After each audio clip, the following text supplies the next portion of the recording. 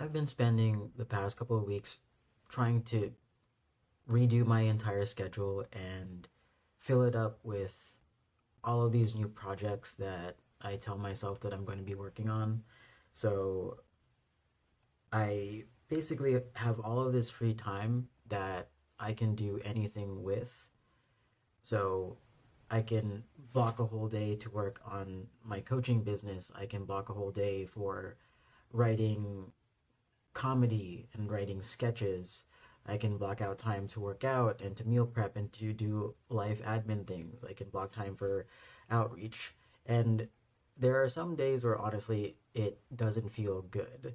I like I logically know that these are the steps that someone should be taking if they wanted to build a business and reset their life and spend time doing things that they want to be doing, but it sucks doing it and not really seeing any outcomes that come from it. And as I was going through this entire week, sort of thinking about this, like, man, like, why do I feel so crappy while I'm doing things that I said I want to be doing? And I realized that reinventing yourself is not supposed to feel good, especially if you're reinventing yourself from someone who works in corporate or works a traditional 9 to 5, and then all of a sudden you're working for yourself, you're trying to build something yourself, or you're pursuing some sort of creative art.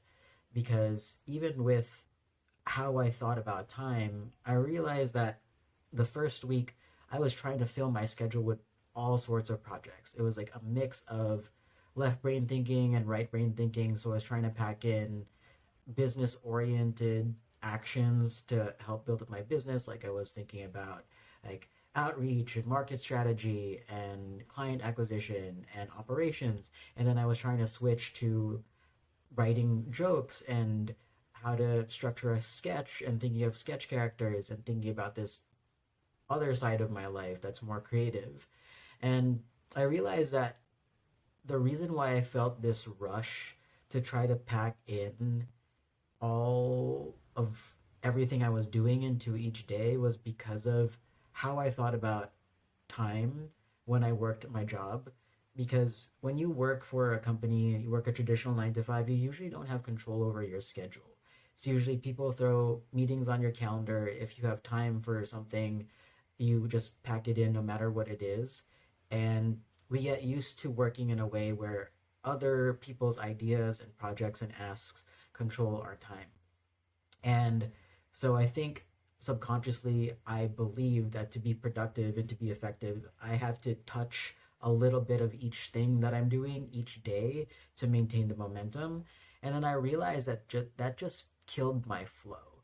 The task switching between one category to another within the same day, there was so much mental drag, residual drag that came from the previous thing that it didn't let me get into a flow state for the new thing. So I had to tell myself, okay, I'm just going to categorize my days with one big theme. So maybe there's one day where I do more operational work for the business, and so I can get into that mindset and get into that flow and sort of just crunch that out. And then there's another day where I'm going to be focusing on creative writing. So whether that's writing sketches or writing jokes, and then later that night, maybe I'll hit up an open mic and perform. And maybe another day is also writing, but more business oriented writing, where I'm like writing copy or like emails or content and just categorizing my time to split it into different buckets. And then maybe I have a day where I take care of more life admin stuff and I have buffer time within each day so that I don't overdo it on myself. And I realize that part of what makes reinventing yourself kind of a bummer is you have to figure this stuff out where you realize that what worked for you in one setting is not going to work for you in this new setting that you're trying to create, and that the responsibility is on you to decide what your day-to-day life looks like. And there's no cookie at the end, because what you deliver and what you produce, you have to be happy with it. Or at the very least, you have to trust that what you've just done is laying a brick down for the foundation that you're trying to create for this new life. And what I'm experiencing, and maybe you've experienced this too, is when I'm coming from a place where reward was inherently built in because so much of my work was process oriented, I could feel the result like more tangibly, if that makes sense. Like I could tell when I was done with something and I produced something and that made me happy and I got a dopamine hit from it. But when I'm working for myself, the dopamine hit has to come from me. It's not like coming from pressing send on an email. It's not coming from like a good job from a boss. It's not coming from a thank you from a colleague. I have to tell myself good job. I have to produce something and save it into my own computer and just be happy that it's done. So I think part of the reinvention is realizing that all of these reward systems that are built uh, in these jobs that act like a carrot on the stick, we have to create our own carrots and we have to structure our days in a way that make us feel like we can tap into that flow state where we're producing something that we find helpful and that we care about. And I wish I could say that I can fully feel the positive of that, but I don't. But I'm still doing it. Like, even though it doesn't feel good every day, I'm still doing it. And there may be days, and I've had these days already, where for 8 hours of the day, I just feel like nothing's happening. Like, I'm not doing anything. No one's ever going to see this. Like, I'm staring at this page for an hour and there's no words getting written on it. Or I'm telling myself that I'm going to do this thing, but I get distracted and like I'm scrolling on my phone for too long, or like I'm taking too long to finish up a meal, and like all of this like negative self-talk of like I should be doing this but I'm doing this, why can't I like do that? And just realizing that it's still gonna get done, and not trying to box myself into any sort of archetype or idea of how a person should be working. I think in a transition phase, when you're trying to go from an old life to a new life and you're trying to redefine your identity, there is this unstructured period where you're figuring yourself out. You're deconstructing and doing away with all of the ideas of what you think a person should be like to be successful or to be the kind of person that you want to be. Like whether you're an entrepreneur or an artist, like we all have these ideas and stereotypes about how an entrepreneur should be or what an artist should be like. But if you are pursuing entrepreneurship, if you are pursuing business, if you're pursuing your art, if you're pursuing your passion, you have to trust to build your structure for that pursuit around your own personality, your own energy levels, and your own ideas. And as long as it works, it's okay. And you don't have to change anything. If it works, if it's producing results, if it's creating forward momentum, and it's creating an environment where you can put in the inputs that you need to put in to get something done, then that is okay. And I think that is also part of trusting your own intuition, where we can't always be producing all the time. There needs to be space where we can think and let ideas settle. And maybe that means writing 12 pages of crap and then going to bed, and then the next morning you revise one page of that 12 pages, and that one page turns into a whole different idea that creates a whole new other set of 12 pages that's really good. But the process of like having to go through that, of having to trust that there are gonna be days that suck, and those sucky days are part of the process so that you can get to the really really good day. I'm not gonna lie, it's painful. Like I don't like it. I don't like not feeling like I'm winning, or there's at least like some upbeat and positive moment of the day.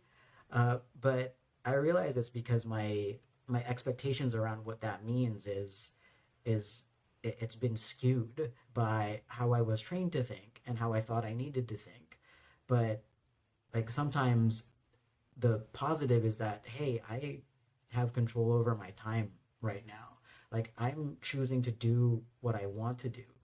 Like, even though I don't feel great right now, even though I kind of like don't want to do it, I'm still going to do it. Like, there are people out there who work jobs that they absolutely hate, but they will still show up to work on time and do the work even though that they hate it. But here I am, and I'm doing things that I want to do. Like, I can show up and do the things that I don't want to do, that's a part of it. Like, I'm the theme of what I'm doing, the overarching goal, it's something that I want. So it's normal to experience the drudgery of those day-to-day tasks and those lonely, isolating feelings like, I don't know if what I'm doing is going to amount to anything. But it's, as long as I put in the work and put in the time and stay focused, I'm just going to trust that it's going to work out. And I think that's true for a lot of people. Like, when I think about entrepreneurs who have really made it and like created things that were really impactful and useful for the world, some of them went through years with nothing to show for it and would go into hundreds of thousands of dollars into debt, like money, like financial debt, time debt, energy debt, to try to get an idea off the ground. And sometimes it was just a matter of timing. And sometimes all of those setbacks and all of that time feeling like nothing is happening was preparing them for the moment when something actually did happen. And it is normal for it to take years. I think like the average amount of time it takes a startup to get off the ground and actually become a thing is like 7 to 10 years. And when I think about comedians, it's like it's not unheard of for people to really get a feel for who they are and their voice in comedy uh, until after 10 years. And, here I am on month one.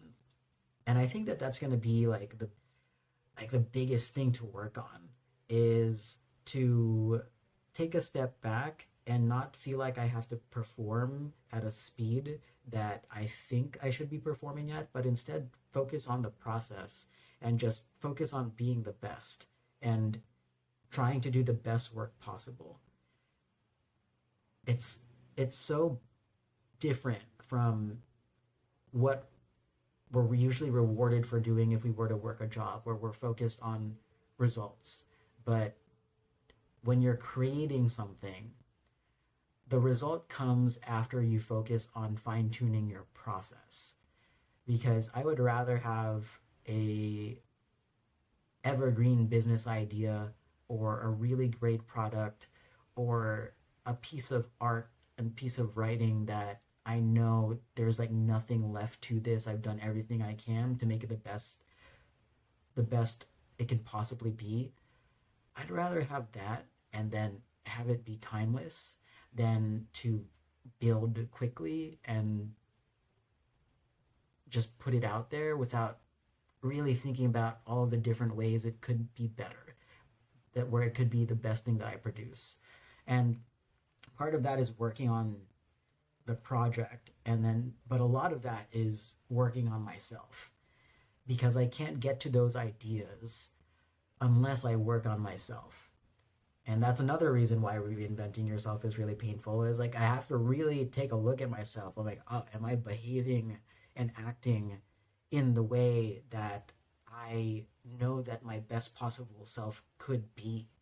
Like, what is my energy like? How am I thinking? What am I saying to myself in my head? How am I treating other people? Like, how am I walking? Am I standing up straight? Like, am I reading and listening and watching things that are good for my mind?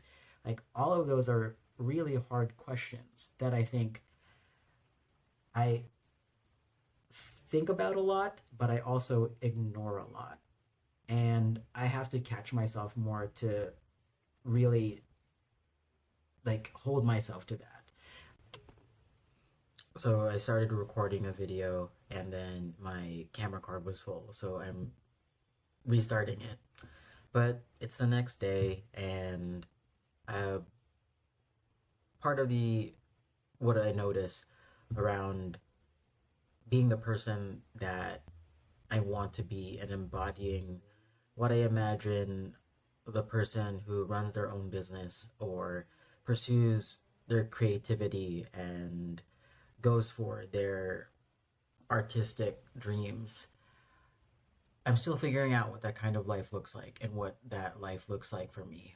You know, in my head, it's like somebody who wakes up really early in the morning, does a ton of writing, like meditates, and then goes off and they have a really productive day. Like last night, I slept at 2 a.m.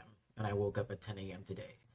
And I found myself beating myself up for not waking up early enough, not getting as much done during the day or within a specific set amount of time.